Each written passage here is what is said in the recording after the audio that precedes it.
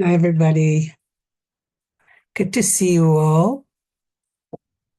I hope you had a very good time with Amitabha. Actually, this is a very good time to start what we have now. Oh, wait a second, something is.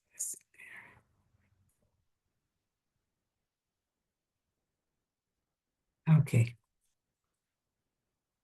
So we're going to start now. We'll start with the refuge prayer. So just try to imagine that you have the whole lineage in front of you, above you, around you. And you have your root guru. Maybe you don't have a root guru. Maybe you have a heart guru. So your heart or root guru is just in front of you, looking at you with those beautiful eyes, beautiful, loving eyes. And you just take refuge, filling your heart with love, boundless love. Sangye chudang tsoke chaknam la, jang chu badu dakni gyap tsu chi. Daki chinso kimpe sonam ki dola penche sange chupasho. Sange chudang toke choknam la yang chu badu dakni kyaptu chi daki chinso kimpe sonam ki dola penche sange chupasho. Sangye chudang toki choknam la jangchu badu dakni kyaptu chi daki chinso kimpe sonam ki dola penche sangye chupasho.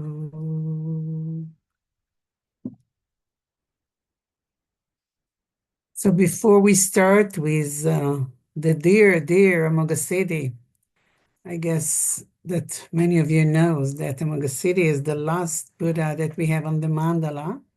He's in the north. But before that, I have the good news.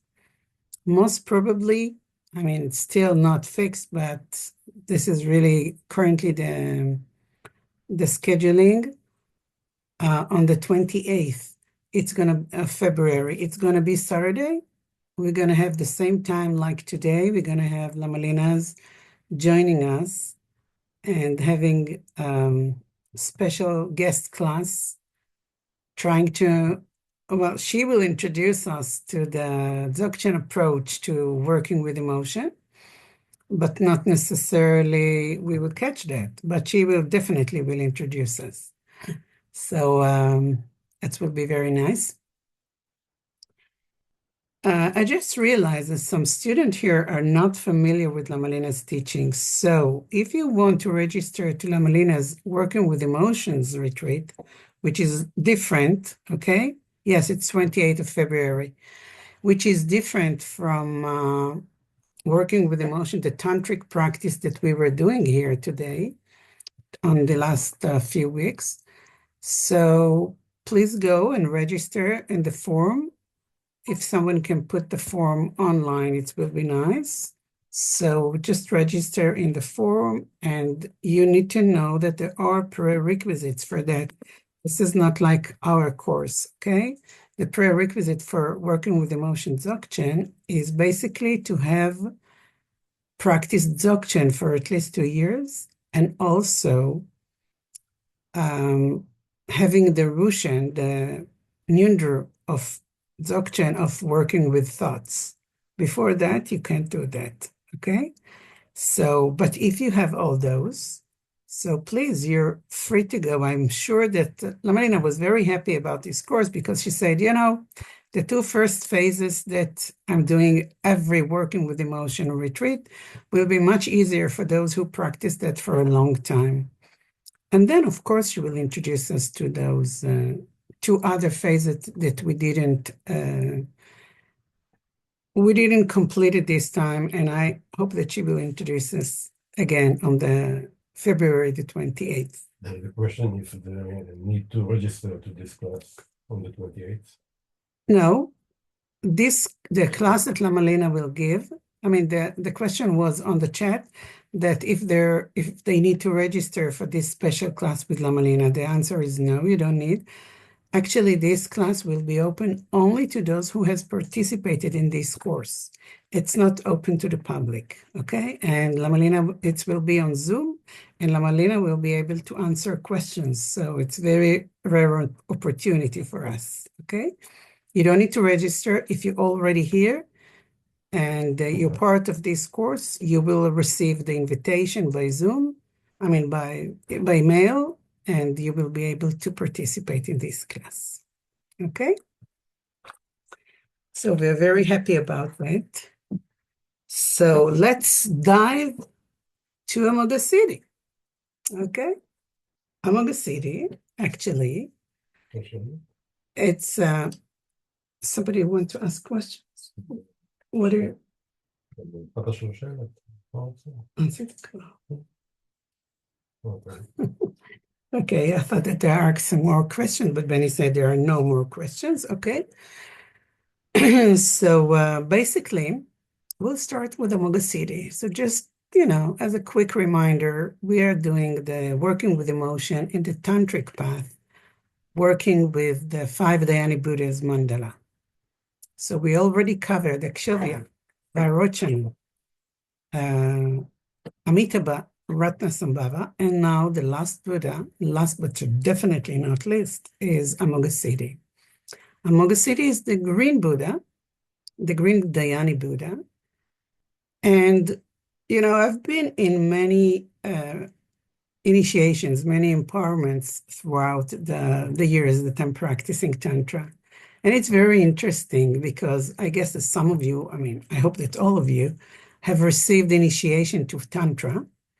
In the Anuttara Yoga Tantra, what the teachers is doing, what the Lama are doing, is that you hold the flower in your hand. Actually, I do have a flower like that. You hold a special flower in your hand. It's a flower with a seed. It's not a regular flower. Well, I don't have it here. Anyhow, you hold it here in your hand, and then there is a diagram of mandala on the table, and you just hold it like this and drop the flower. Now, the flower can be placed according to your karma in each one of the mandala. Now, you know what you have in the middle, in the north, in the east, and the west, and the south. So what is very interesting about that is that most of the Westerners, when they drop the flower in the initiations, the flower drops on Amoghasiddhi. So I'm not doing any flower initiation today, but most probably, if you have done that before, most probably it was either Vairocana or Amoghasiddhi. And 80%, this is not my number, it's one of my lamas told me, 80% of the Westerners, their flowers, or sometimes it's stick, it's not flower, drops on Amoghasiddhi. So we better know, what does it mean? Because when we drop the flower on a specific family karma, which is the karma of this specific family, it means that we have those tendencies, we have those patterns, and then we should put more attention on those specific, working with those emotions in order for us to continue in our path.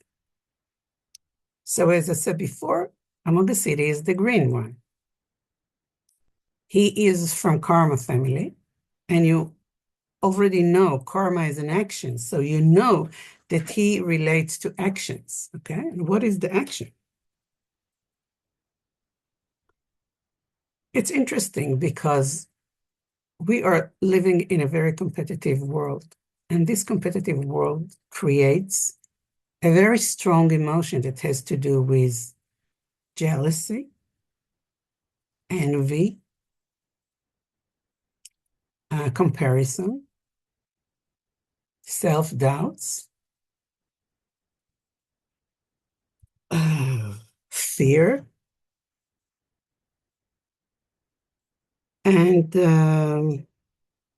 I think Mainly what we see is jealousy, envy, and fear with regard to Amogasitti.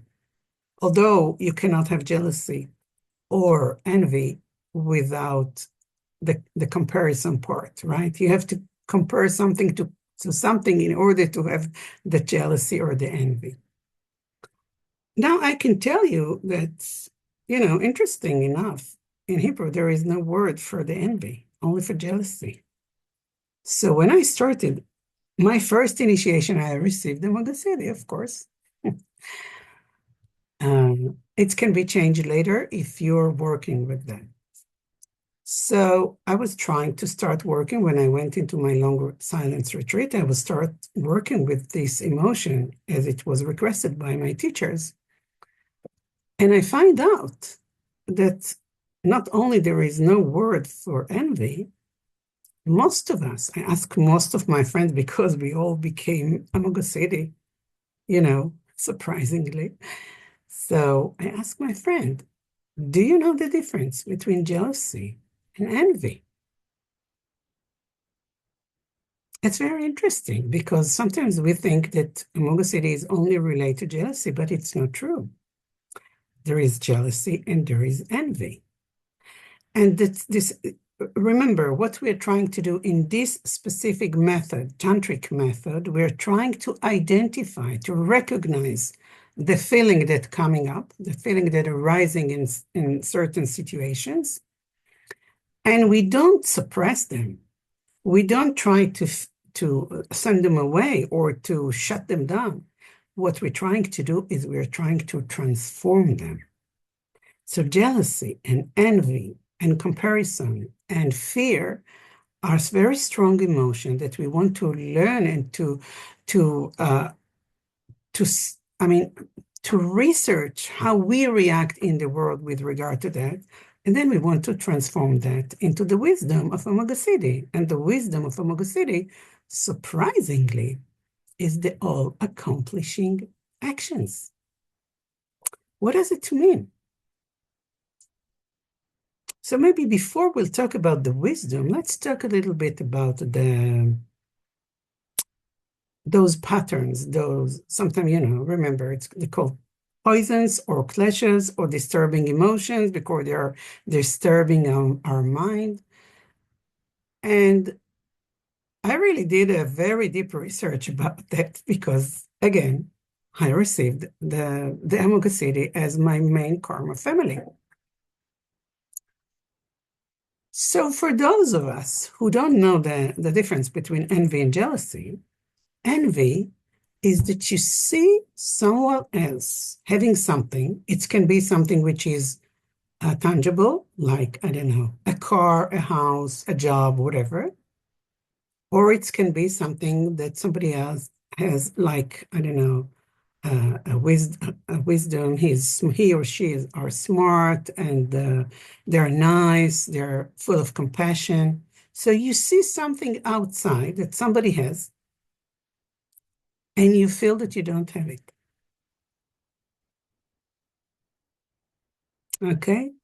So this is very interesting because envy has nothing to do with something that you have. It has to do with something that somebody else has. So for us to be able to be jealous with those who have something that we don't have, we have to take out the ruler and to compare ourselves to somebody else, right? So that has to do with envy.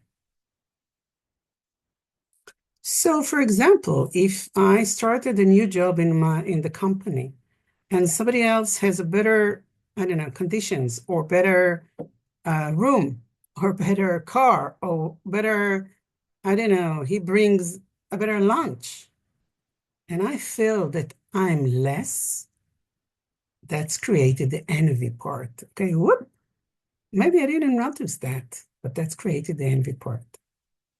Now, what about jealousy? Jealousy is that you have something and you're afraid that it will be taken away from you.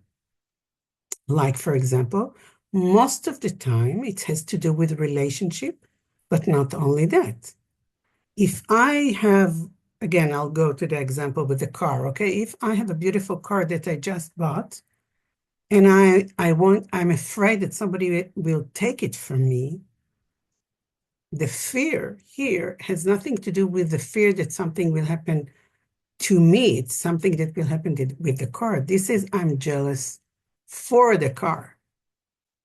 But most of the time it's jealousy for relationship, you know? That's why you hear about all those murders out of jealousy. You don't hear about murders happened out of envy. Because if I have a beautiful husband or a beautiful wife or a beautiful girlfriend, and I have a fear that somebody will take her or him away from me, what I'm going to do? I'm going to act, right? It's either I'm going to be, I don't know, I will lock him or her down in the house. I can protect that nobody will take that from me. Or if I'm more on the range of, you know, from one place to another on the extreme range, I might even kill this guy or woman that I think that they might take this relationship from me. It has to do with spouses, it has to do with children, it has to do with friendship with friends. It has to do also what I'm willing to do in order to protect my job. Am I willing to go to speak about somebody else, bad words, bad mouth about somebody else because I'm afraid that he or she might take my job? What about Dharma? Do you think that in Dharma we have jealousy or envy? Let's talk about relationship with a teacher, for example. If I see somebody else having a very close relationship with my teacher, what is it? Envy or jealousy that comes up? Because I want that as well. You already know it's envy, right? Now let's say that I have a very good relationship with my teacher, and I'm afraid that somebody else might take my place. What I'm willing to do in order to protect my relationship with my teacher. And I've seen that in so many cases. What about family? What about my brother or sister who have a very good relationship with my mom? And I feel envy because they have something that I don't feel that I have. Do you know stories about that? Maybe it's yourself, but maybe it's your friends, maybe it's your sister and brothers, maybe it's your cousins. I don't know. That they got envy because of a relationship that somebody else has with their father or mother. What about protecting my relationship with my parents? How do I shut down? How do I shove away my brothers and sisters because I don't want them to take my place in the family? Now, you see, this envy and jealousy is so evident in our life, but we are not even aware to that. Because if I think about my sister or my brother that they are that and that and that, and I always speak bad about them because I'm afraid that they will take my place with my parents, what do you think it creates? From karmic point of view, it's create for sure,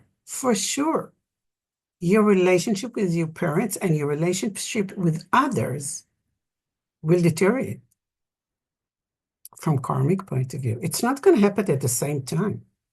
You might even succeed, you know, to shove away your sisters or brothers or your colleagues or your boss or whatever. You know, the rule number 2 of karma, just, from a small seed grows a very big, very large tree, but it takes time. And then all of a sudden, I lost a very important relationship. And I don't even think that that has to do with something that I did in my family or in my previous job. I don't know, a year ago, 2 years ago, maybe in my previous life. This one is the most difficult to identify.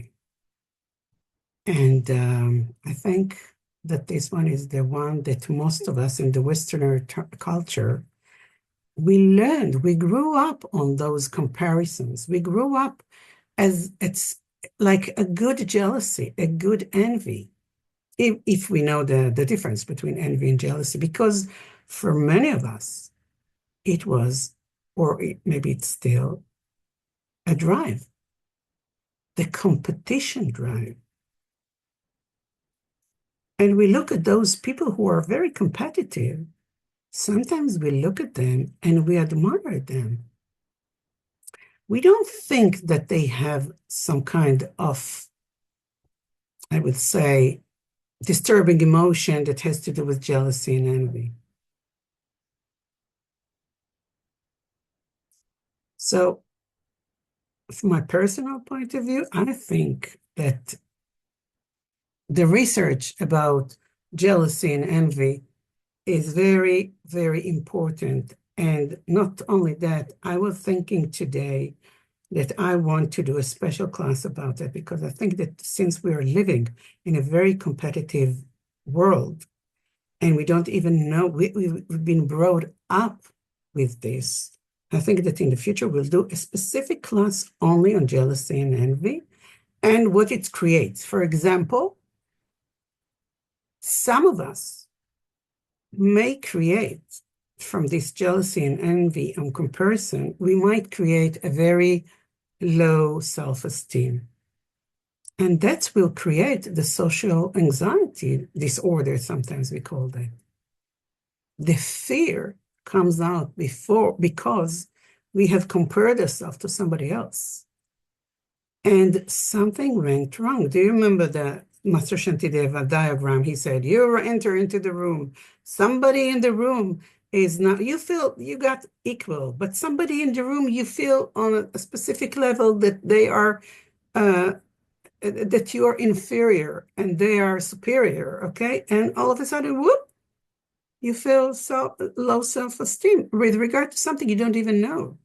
And there are two actions you're going to do. Either you want to go away from that. Either you go and suppress those people, bad mouths, call them names, all those actions that we know, try to break relationship that they have with somebody else, gossiping, or not suppressing them. If you're still here, you will shutter out. You will be escape from the situation. And that's most of the time what we call the social anxiety. So I don't know about you guys. Where are you? Are you in the aggressive part or in the social anxiety or social fear? So I think since most of us are in this situation because of the competitive culture we grew up, the Westerner is very competitive. Most of the people that came to Dharma can't bear anymore the situation of this competitiveness. So they come to the Dharma thinking that the Dharma will heal them. The Dharma can heal them. I can tell you from my own experience. There was a reason why my first initiation, I received the Amoga City. I received some letters and some WhatsApp from a few of you who were asking, are you this Dorit Goldman from the LinkedIn? I said, oh my God, it was 20 years ago. I must go and see what's going on in my LinkedIn account because I didn't update that for, I think, at least 20 years or so. And you are surprised because you can't even imagine to yourself that I'm this person. I didn't get to be a vice president of one of the largest company in the world, pharmaceutical company. I was a vice president. I didn't get there because I was very shy. or not competitive or didn't have any envy or jealousy. And I thought back then that that's the right track. The good news, you can change. You can change yourself if you want to work on that. This is the good news.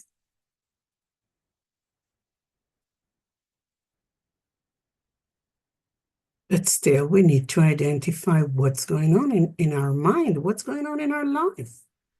Remember, this course is the combination between the tantric practice, the tantric method, and the Western psychology, because we cannot ignore the fact that we live in a specific culture. We cannot ignore the fact that we live in a specific environment that creates a lot of what Lama Lena likes to call, the belief systems. Now imagine to yourself, in Tibet, a woman has a belief system of feminism like Lama Lena has, or she still does, okay? It's unheard of because it has nothing to do with the culture. In Tibetan, the name for a woman is the inferior one. That's how, what's those syllables regretful. And so what do we have in our culture? We have a competitive culture. We want to acknowledge that. And we want to identify those patterns and habits that the way we brought up with the culture and the belief system created this situation. If you want to change it and to change it into the place where these specific habits can transform into the wisdom of all accomplishments, you're in the right class.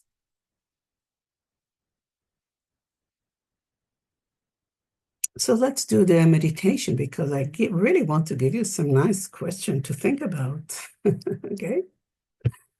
So just sit comfortably.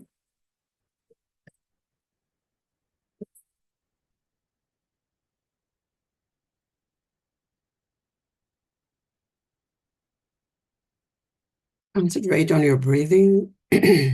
Breathe in, breathe out, without any manipulation. Just notice the rhythm of the breathing.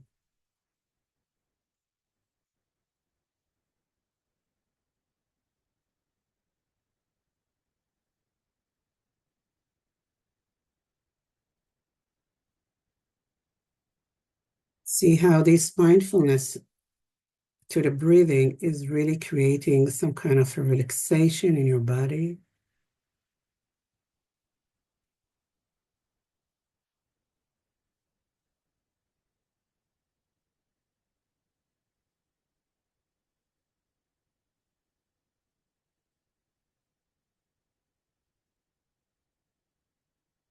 And what you see now, is you visualize the mandala in front of you.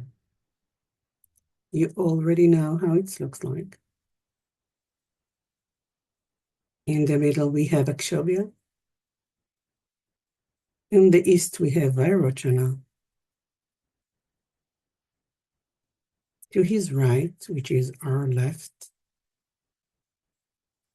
we have Ratnasambhava, yellow. On the upper part of the mandala, we have Amoghasiddhi, the green Amoghasiddhi.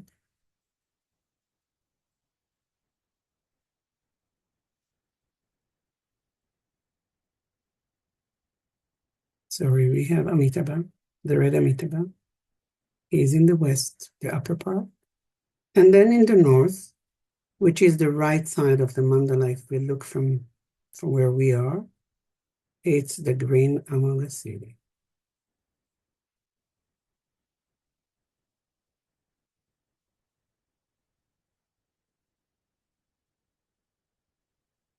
And we take refuge in those beautiful Buddhas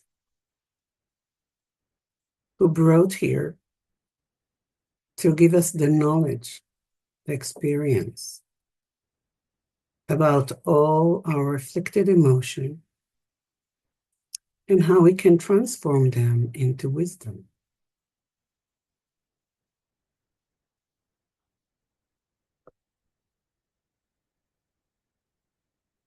So we take refuge in the Buddha, those representations, those archetypes. In the Dharma, this beautiful teaching and can transform our mind.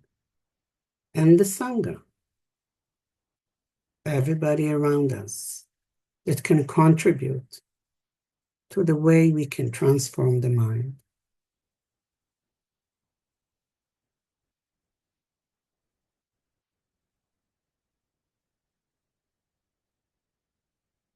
And we arise where bodhicitta, thinking about the fact that we are not here alone.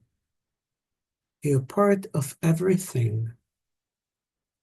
So if we are going to do the change, we are going to do the transformation, it's not only us, it will affect, it's part of the whole world, our mandala.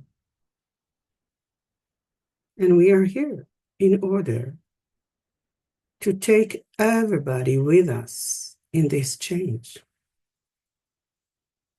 This is an internal commitment that we take. I want to go for this change, to achieve those wisdoms, to be enlightened. And I want to take everybody with me.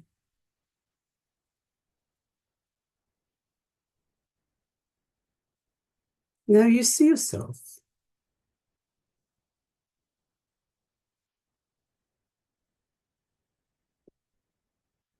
The world has been dissolved into you. The whole mandala, the whole world is dissolved into you. And for some time you sit in the open primordial awareness.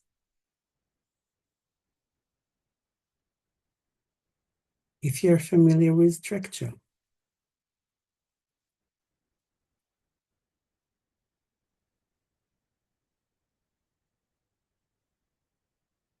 go to Tawa. Stay there. Be there.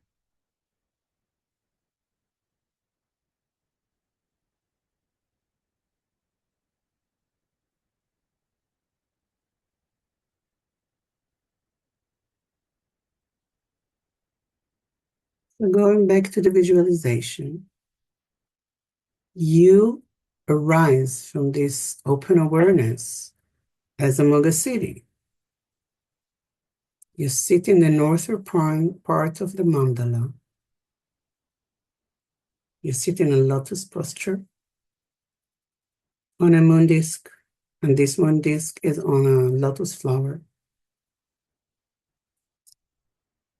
Your hands are in the what we call Abhaya gesture or Abhaya mudra, which the right hand is right to the shoulder level, palm facing outwards with fingers upright. And this is what we call gesture of fearlessness. No fear.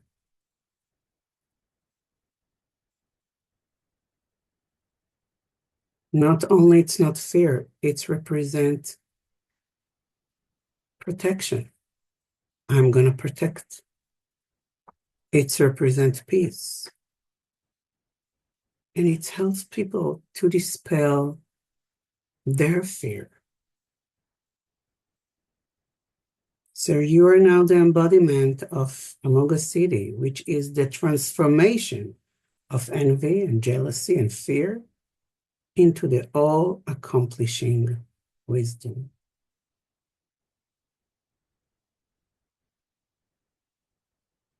You were managing to transform comparison, self-doubts, the fears, the envy, the jealousy, the anxiety about actions, all those fears that you were afraid to do or to act or to think even. You have transformed everything to this effective and fearless activity.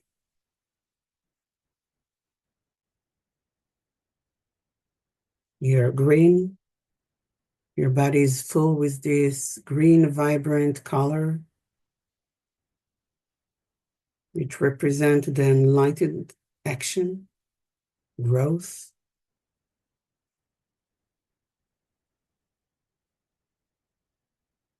And in your heart, there is a red ah.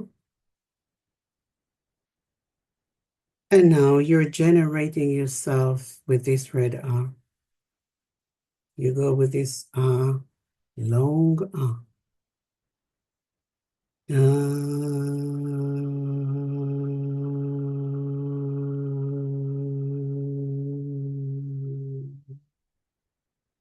First time. This is manifesting as Buddha Amoghasiddhi. Then you send another ah from your heart.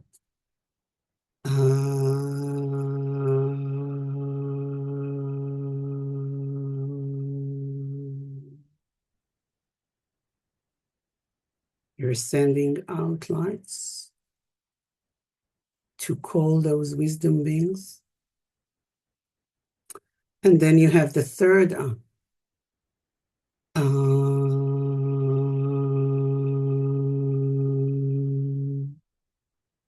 all those lights that you were sending before to call those wisdom beings are being restored now, coming but getting back to you, dissolving the world inside that in your heart,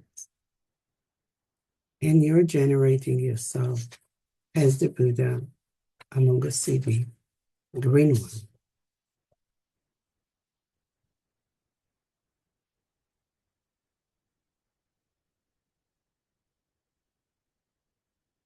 What does it feel to be full with those energies and cities of all those wisdom beings that we were calling, and they were answering our call and came into us? What does it feel?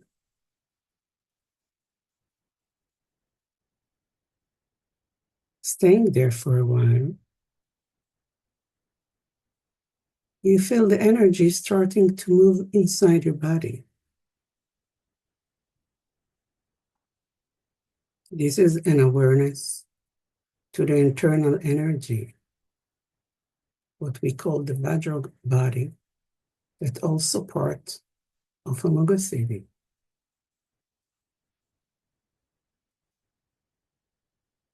Understanding the city that we have, we dissolve the whole world, the whole mandala around us, into ourselves, into the seed syllable in our heart. And that seed syllable start to melt from the bottom to the upper part, and nothing left. Everything has been dissolved. And again, we sit there with our open, primordial, endless awareness.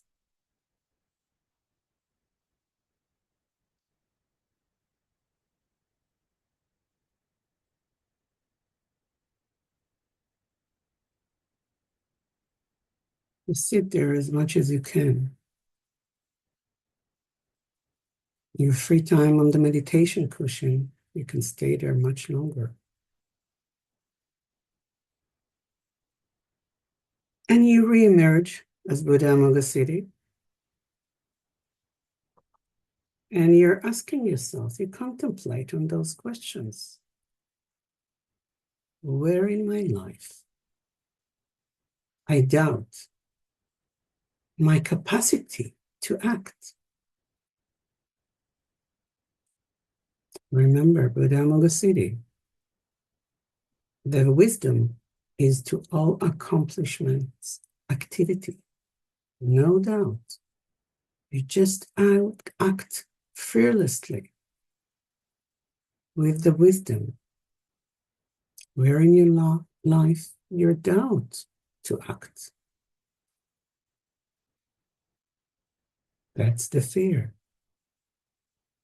Where in your life you can find the jealousy that actually, when it arises within you, it's blocking your potential.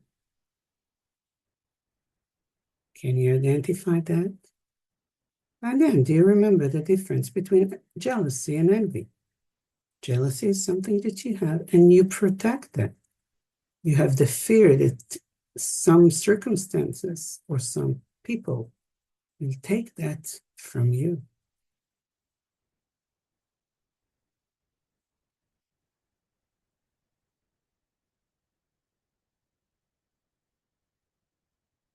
So if you take away the fear, where in your life an action wants to happen,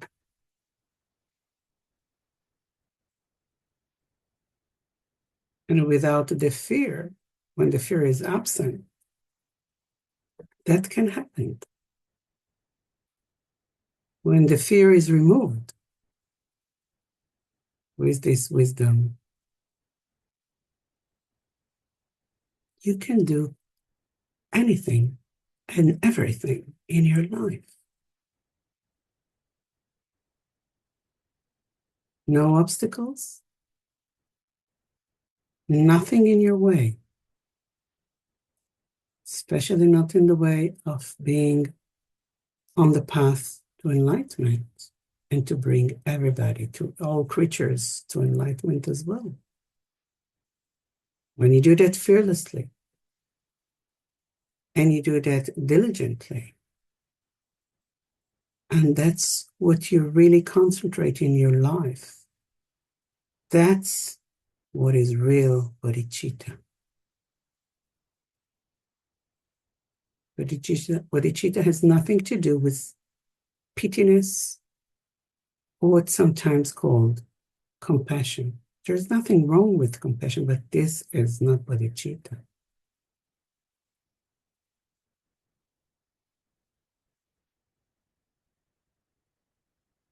So when you want to embody that into your life, can you see where you can act without any hesitations? Where you can act with cooperative leadership?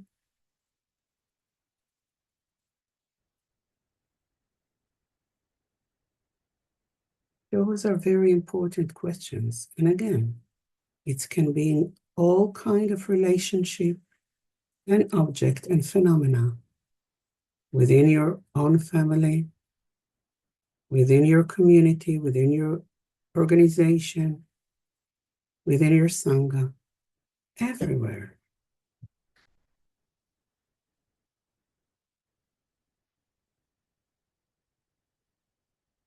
You have the power to accomplish all goals, everything. It's in your hand. All you have to do is identify the jealousy, the envy, the fear, the comparison, the self-doubt, all those clashes, all those poisons. And when you identify them and you're deciding to embody something else, acting with a lot of love and compassion, nothing will be in your way.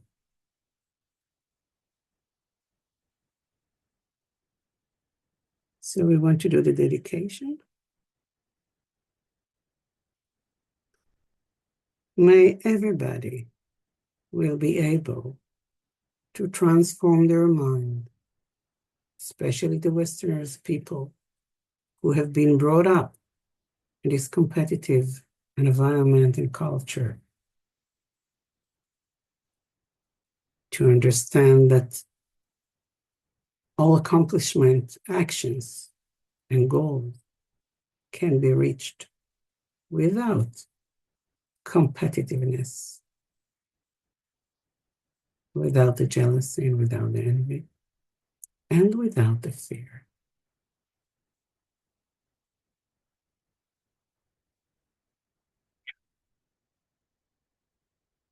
Okay. I hope you find something. I really think that this reserved a very interesting research about this Amoghasiddhi Buddha, because we all face that, no matter where in our life and when in our life. Either in high school or in elementary school or maybe in university. Do you remember this? How much did you receive in those math tests? Do you remember the question that your mom or dad asked you? Where do you think that came from?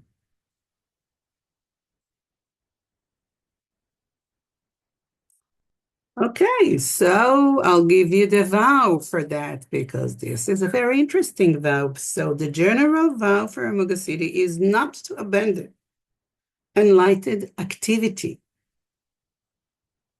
and compassionate action. Now, when I'm saying compassionate action, do not think that compassion has to do with patting on the head.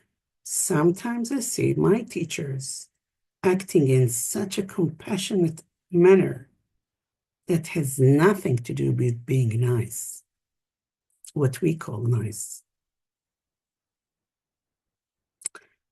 And on the 22nd, on February the 22nd, I think it's 22nd, Lamalina is going to do a bodhicitta retreat, a weekend bodhicitta retreat.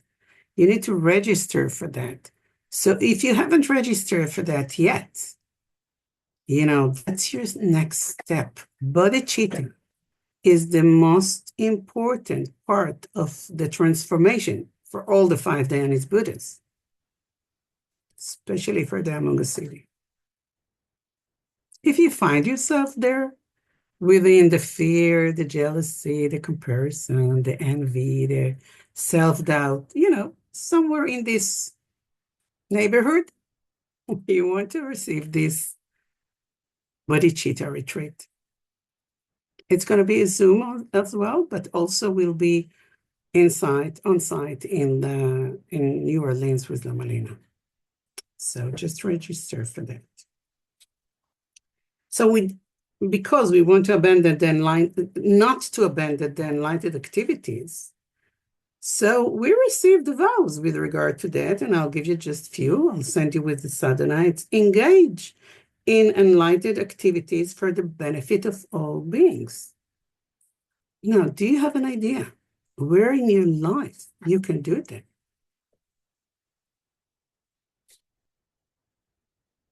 It's not necessarily has to do only with Dharma.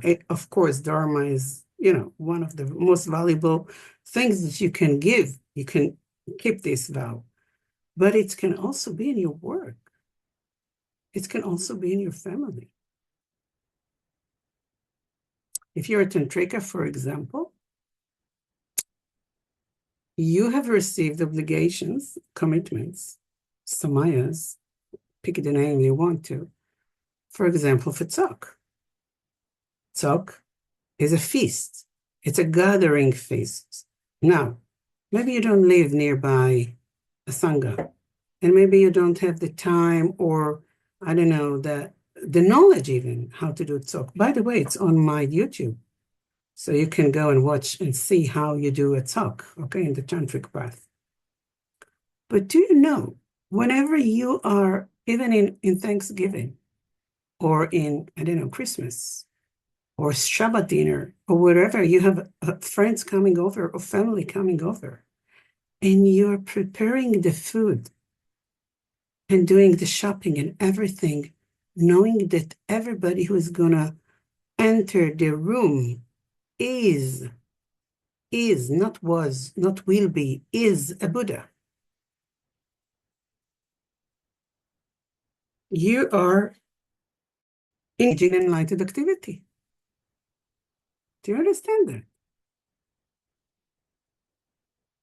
Interesting, huh? How to embody Vajrayana Tantra into your daily life. You don't need to go to be in the cave for 12 years in order to be enlightened. You can do it in your house, with your friends, with your family, as long as you transform the mind. Well, actually, it's not the mind here, the mind is here. Okay, as long as you transform the mind. Think about it. Let's do another one, okay?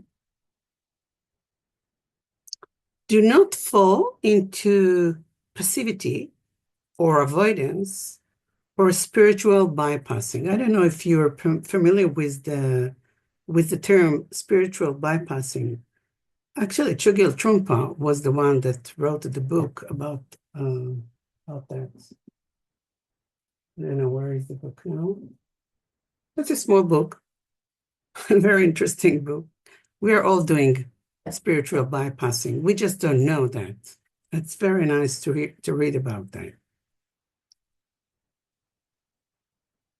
But it says do not fall into passivity, avoidance, or spiritual. But what does it mean not to fall into passivity? Oh, I can't do that. It's above my capacity. Really? Did you try? Did you try and fail? How many times did you try and fail? Or you just want to fall into passivity?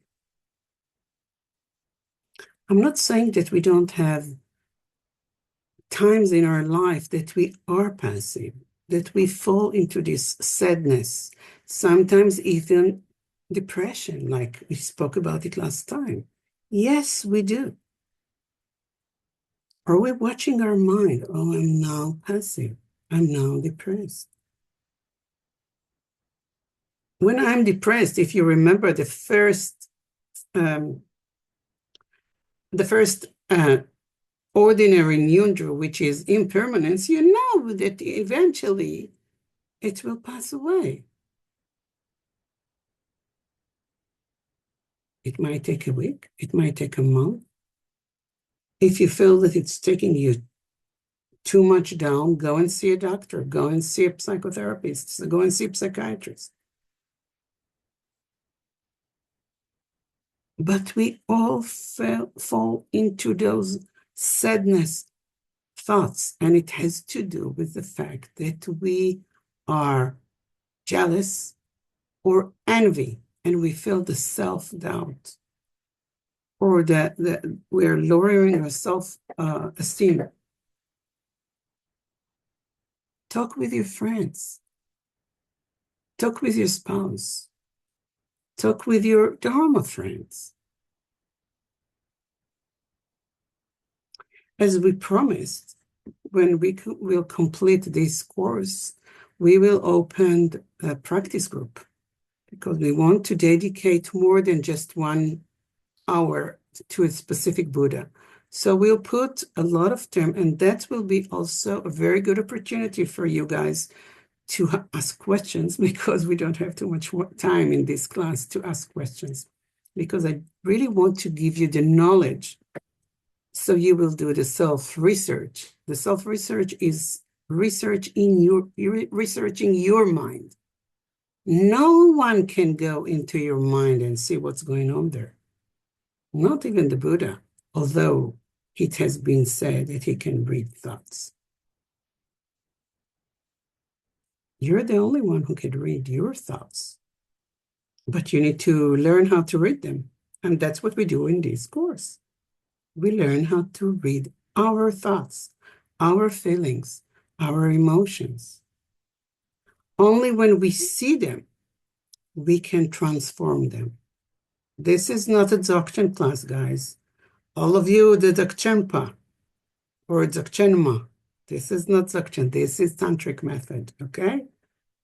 Don't go and say, oh, but in Dzogchen it's that and that. Yes, and if you have the capacity to do Dzogchen and stay in Trekchen while having a jealousy attack, you don't need to be in this class.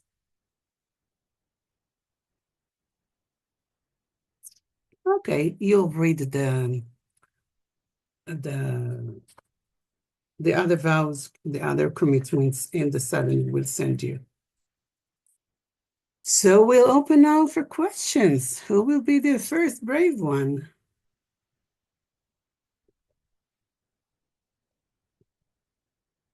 No questions today. That's a shocking one, all right? Okay. Ian and Romaine. Oh, first time I Hello. see. Hi.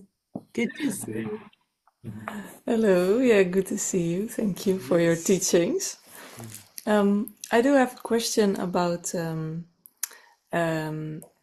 the strategies that you mentioned before when you enter a room and you think you are less than others, that you or escape or kind of fight them, like what was it again? Aggressively, yeah. You're being aggressive. You Yeah, want to I suppress hurt them. them. Indeed. And I have been recognizing this, of course. And also, I think there is also maybe another one, but I'm not sure. I'm wondering what you think about that. Is that to blow yourself up and be better than the others, or I kind of have the feeling that it's three options. You think that, like, to feel that you're better than others is different than suppressing another person? It's a thing.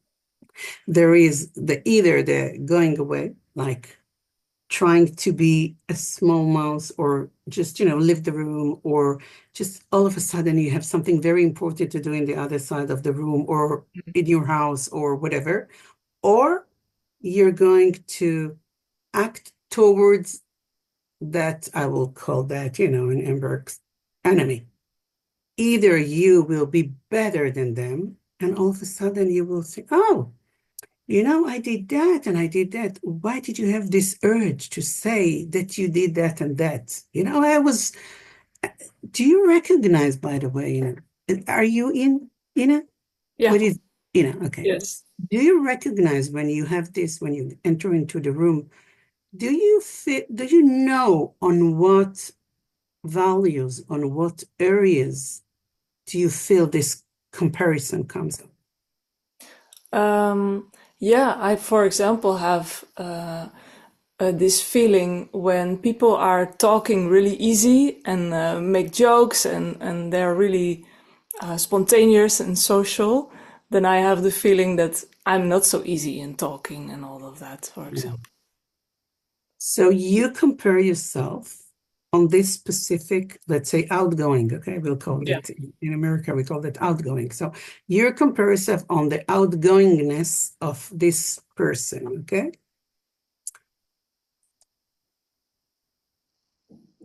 Somebody else, this outgoing person, might look at you and say, oh my God, she's so pretty.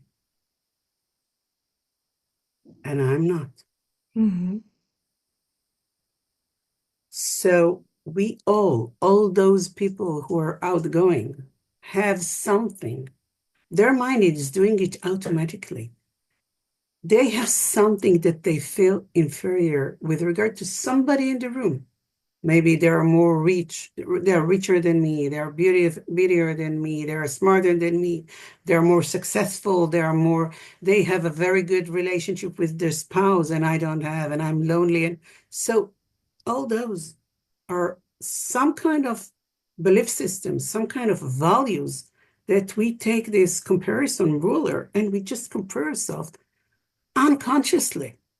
The fact that you are now conscious about that, that's where you can start to transform the mind.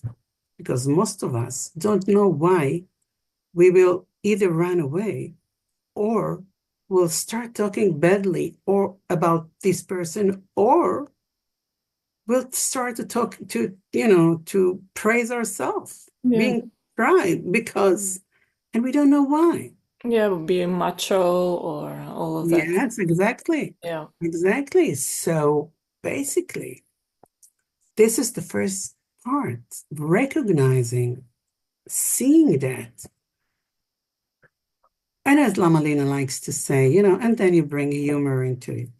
Oh, it happened to me again. What will be this time when we'll get into the hall, into the classroom of the university, and I'll see this lady who always get A plus and I get B minus, whatever. I don't know, whatever. Okay, here it comes again. Oh, now I can see that. Oh, hello, Mother City. How are you this morning? That's the first stage. That's the first part, which is so important because most of us are just floating in the world without any mindfulness about anything, not recognizing what's going on in our mind. Yeah, presence. So how we can recognize the patterns, and if you don't recognize the patterns, how can you work on them? So that's very good. Yeah. Okay. Hi, Jana. Good to see you. Hi. Did I end it? Yes. Yeah, that really hit home with Samoga City about avoidance. And as I'm getting older, I have all these more excuses of how to avoid situations or, oh, I can't do that, I'm too old. Oh, da da da, like that. But also the one that hurts me the most is I feel like I could contribute, but I have fear about going out and getting involved. And so I know I need something to help me. And then I berate myself, beat myself on the head for that, right? And so it's cycles. So I think that humor, that I like the idea of bringing, oh yeah, that's just another avoidance technique you're using, being aware of it, and then possibly getting the energy to push That's why through. I thought that another class will be very beneficial Yeah, because Ina yeah, and you are describing, both of you are describing something that has to do with social fear. yeah, I right. mean, I don't think both of you are not in the anxiety disorder, social anxiety disorder. No, Otherwise, you will be no, shuttered at home and not going out and not speaking with anybody. You will not even speak in this class, okay? yeah, Because the fear of speaking out. But I think it's very valuable to understand what's going on in our mind. And I promise that I will do this class about envy, okay. jealousy, fears, and social fears, because specifically social fears. Mhm. Okay? Yeah, it blocks so many things that you could be doing. I Yes. realize that. And it's like, And if you ah, want to be a Buddha, what's the Buddha is doing? The mandala, well, I'll talk about it next week. This is next week, it's our last class before we're gonna meet Lamalina. So mm, we'll talk about it. How are we gonna work with all those emotions? yeah, We just identifies, I don't know, maybe altogether there are five mains, but even today we identified about eight or nine, right? Envy, jealousy, a comparison, self-doubting, low self-esteem, fear, all those. So we just identify how can we work with all, let's say 100, not to mention 84,000 that the Buddha is talking about, right? Let's say even 50. You know what? Let's talk about those five. No more than that. How I can identify that and transform each one of those main um, afflicted emotion, main clashes into the wisdom of the Buddha. Can you imagine and yourself that, going out in the world and all with you can accomplish everything? And what's the Buddha wish? It's to bring everybody into enlightenment. That's what he or she wish. They have no other goal in their life. They don't want more money unless the money is going to help them to bring more people to enlightenment. Like Wangdo Rinpoche, who raised the money because he wanted to build the statue of Guru Rinpoche and to build monasteries. He didn't need the money. He knew that he's going to leave this world, you know, with nothing. Okay. So what is is there a better goal? I urge you all, please register to the bodhicitta retreat because Mama Lena is closing the time when she hits a specific number, she closes everything. Bodhicitta. So good. Thank you. Thank you very Okay. much. Thank you. Hi, Juliana. Hello, Lombardori. Thank you again for these classes. They have been amazing. My question is also related to the latest two, the last two, and again with avoidance. But I wanted to reframe the question on avoiding doing something that might hamper a relationship or might damage a relationship, or at the end it will dissolve a relationship. How do you know that? You have fear. You have a fear that if I might say or do that and that might destroy my relationship. That's a fear. What are you compromising? Your authenticity? Do you prefer to be authentic with that or not? If you have the fear, so you choose avoiding versus being authentic. You have a choice. But also look and see. If it's a fear, how do you know what will happen? Everybody knows that Master Shantideva is my favorite ever. And he has this phrase, well, I know it in Hebrew, but I don't know. I'll try to translate it into English. He said, what are we talking about? Is this a discussion about the beauty of a daughter of a barren woman? Can a barren woman can have a child? So we're discussing now about the beauty of this daughter. Is there something like that? There's nothing like that. But we are running away in the world as if this thought is so true and so right. How do we know that? Well, you have food for thought. And in the case that, this is a very specific situation that might go to. Do you want to share with that?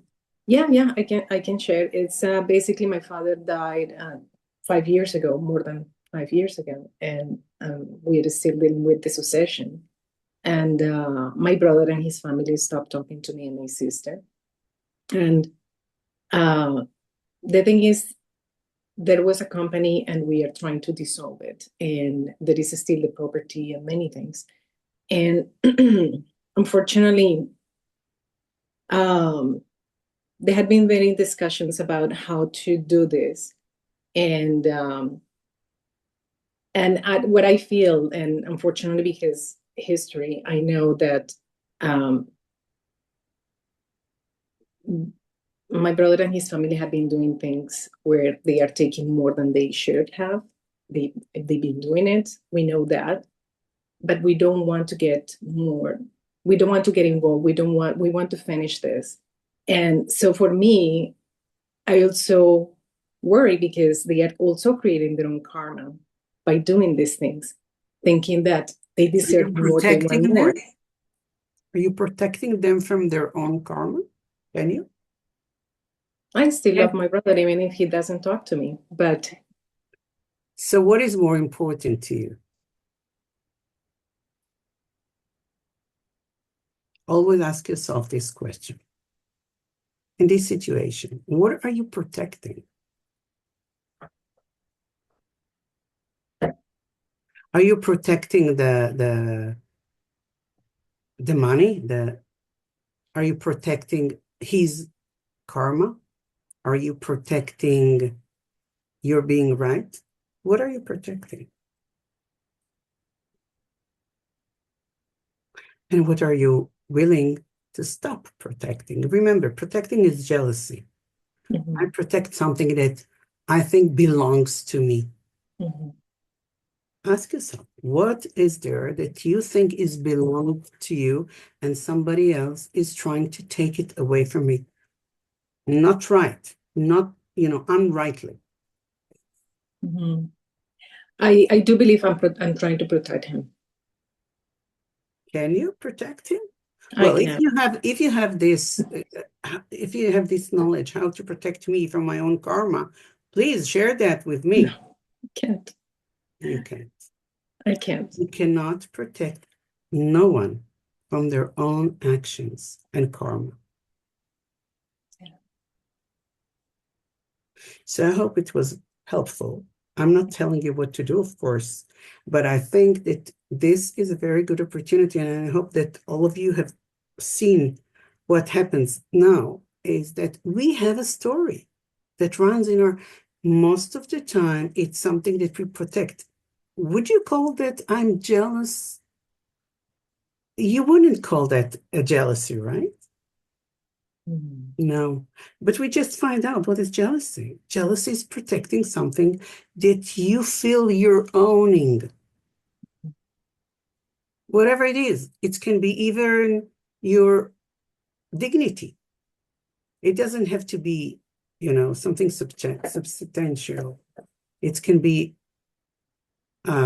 reputation, dignity, rightness. I'm right, and I'm protecting that.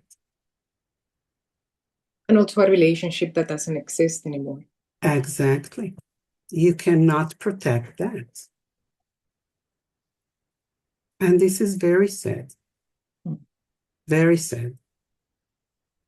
But whatever you're going to decide that you want to do with that, try to do it with an open heart and with love and a lot of, unconditioned love. It doesn't matter if he can feel that or he can see that or know that. You are the only one who is planting your own karma. If you're doing something with open heart, for sure the karma will be there in as an open heart, loving open hearted. And it doesn't matter if he knows it or not. Okay? Whatever you decide to do, just try to again and again tell yourself that's not because I'm protecting him, because you can. Okay? It's because I'm doing that with an open heart and with an open love. Even if you'll go to court, okay? I'm not telling you to run away from a conflict. Sometimes a conflict is the most right way to act compassionately towards somebody. Whatever you're going to do, just do it with open heart, with a love in your heart, okay? Thank you. Viviana, you're going to be the last one? Hi. Thank you very much, Lapandorit, for all your teachings. I really appreciate it. I don't know if you can elaborate a little bit more into this. I have the story now that I've been noticing doing all these sadhanas, that I have to work with all of this because I have identified all of this. Everything, like all of us. Everything. Yes. And we are all there. Don't worry about it. But then I connected this to what Lama Lina said in the last teaching on Sunday, and about this fear of jumping into suction, in the suction practice, in the just relax and just drop the story. If I believe that I cannot drop the story until I work on it, and I practice actually Mahamudra, and I have one step on Mahamudra and the other one into suction, and I'm always there asking Lama Lina when and how. I still believe or have the story that I have to work with this. Is that what I have to do because I believe it, or just because of the fear to just drop it at the very end?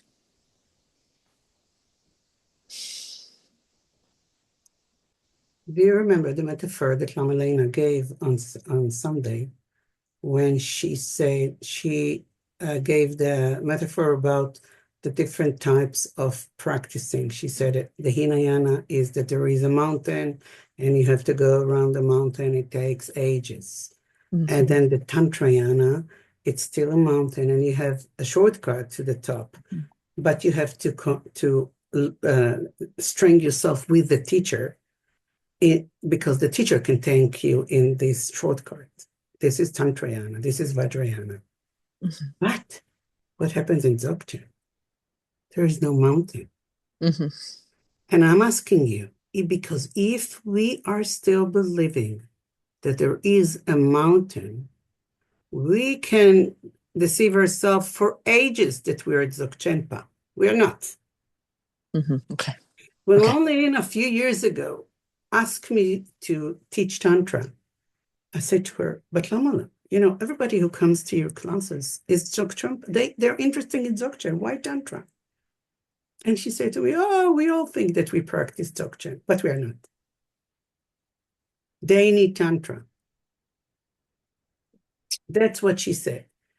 And there is no contradiction. You can still be there working with your thoughts, working with the emotions, working with everything in the tantric practice. And even in the sadhana, did you notice that today, twice we got into this structure, even for 1 minute? If you're able to get into structure and see mind, looking mind, be in this state, be in this state, not get into this state, but be in this state, do it. But when you go out, continue with understanding, continue with recognition, continue with looking at your patterns. If you're in the situation that you don't see a mountain, you don't need to be here. No, I have to be here. Thank you for having me. No, it's not about me. And I said that at the first class, and I'm saying that again and again. If you feel that Dzogchen is the right place for you, and not only that, that you feel that you not only occasionally when somebody is pointing out to you, you see Tawa, but you can be in Tawa. I invented a word, it's called goming. Doing gom, I call it goming, okay? If you can goming, go and do gom. Okay? Go and do gom. But you can combine until you're sopa, you can combine the gom with, and if you're doing Mahamudra, so if you were in Truthful Nelger, for example, no problem with that. Okay? Okay. Thank you very much. Most of the teachers are combining Mahamudra or Dzogchen with Tantra. And that's what Lama Lena explained to me again and again. Okay? Because I didn't see the value of providing Tantra to people who are seeking for Dzogchen. That's why we're doing it separately. But we're still going to bring her. So she's going to give you Dzogchen. Maybe there is one of you who will not see the mountain. And that's my duty, to make sure that if one of you will not be able to see the mountain, I want to make sure that you will not see the mountain. Okay? Okay. Thank you very much with all my heart. Okay, guys. So I'll see you next week. It's our last class. And in our last class, have you noticed that we ran out of Buddhas? So in our last class, we'll talk about exactly what Viviana just said. I have all of them. So how do I work on a daily basis with all of them, with all the Buddhas? So it's going to be a short teachings about how to do that, but it will be more for questions and answer, because I felt that I didn't have enough time for you guys to do the more answering your questions. And I think that's very important. Your questions are amazing, really. really. I think that I can sense those who are practicing, and I can see that, what's happening. And, that's what's going to bring the results, the experiences, and it's not happened without what Naropa said, all the things on his butt, from sitting. Let's dedicate it. May everybody in the world will be able to see their own patterns, their own habits, and transform them into the wisdom and get enlightened and bring everybody to enlightened together with them. Gewadi nyurdudam chechi sanam gopasho.